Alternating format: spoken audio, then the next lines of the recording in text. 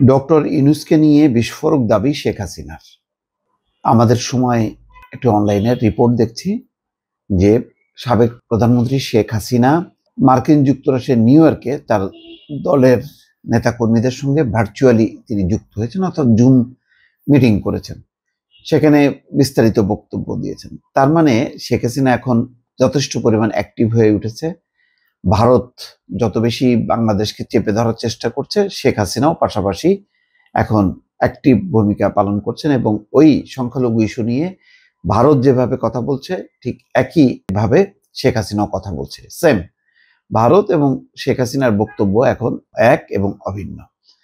এখানে বলা হচ্ছে যে চিন্ময় কৃষ্ণ দাস ব্রহ্মচারী যে ইস্যুকে কেন্দ্র করে বাংলাদেশের বর্তমান পরিস্থিতি নিয়ে ডক্টর মোহাম্মদ ইউনূসের নেতৃত্বাধীন অন্তর্বর্তী সরকারকে দায়ী করেছেন শেখ হাসিনা।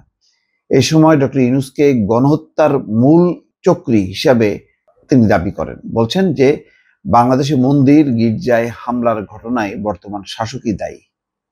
কোথায় কোথায় হয়েছে সেই জায়গাগুলোর নাম উল্লেখ নেই, বলছেন গণহারে।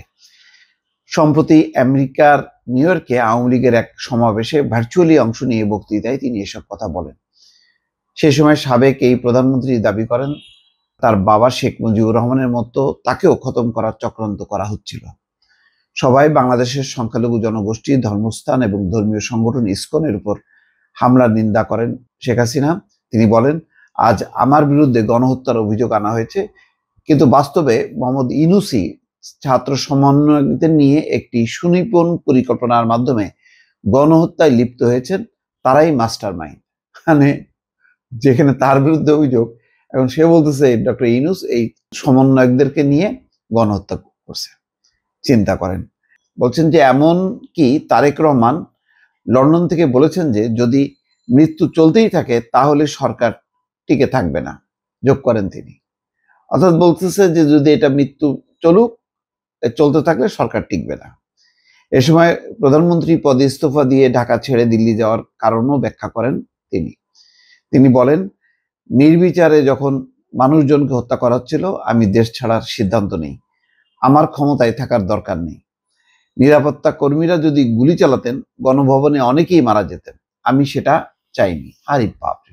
অথচ সবাই জানে যে শেষ মুহূর্ত পর্যন্ত তিনি সেনাবাহিনীকে চাপ দিচ্ছিলেন যাতে গুলি চালানো হয়, গুলি চালিয়ে যাতে গণভবনের দিকে অগ্রসর হওয়া যেই জনতা তাকে ঠেকায় সেনাবাহিনী। কিন্তু সেনাবাহিনী বলছে যে না, জনতার উদ্দেশ্যে তিনি গুলি চালাবেন না, তারপরেই খেলা খতম। এটা সবাই জানে। আজকে নতুন করে ইতিহাস তিনি রচনা করছেন যে তিনি ব্যাপক হতাহত হইতো, সেই রক্তপাত এড়ানোর জন্য তিনি দেশ ছাড়ার সিদ্ধান্ত নিয়েছেন। শেখ হাসিনা বলছেন সশস্ত্র ভিড়কে গণভবনে লেলিয়ে দেওয়া হয়েছিল। বাবা শেখ মুজিবুর রহমানের মতো আমাকে হত্যার ছক কষা হয়েছিল। সেই অবস্থায় আমি 25-30 মিনিটের মধ্যে বেরিয়ে যাই। নিরাপত্তা কর্মীদের বলেছিলাম যে তারা যাতে গুলি না চালায়। আরে বাপ! আর এক বিশাল মহানুভবতার সন্ধান পেলাম যে নিরাপত্তা কর্মীদেরকে বলেছিলাম তারা যাতে গুলি না চালায়।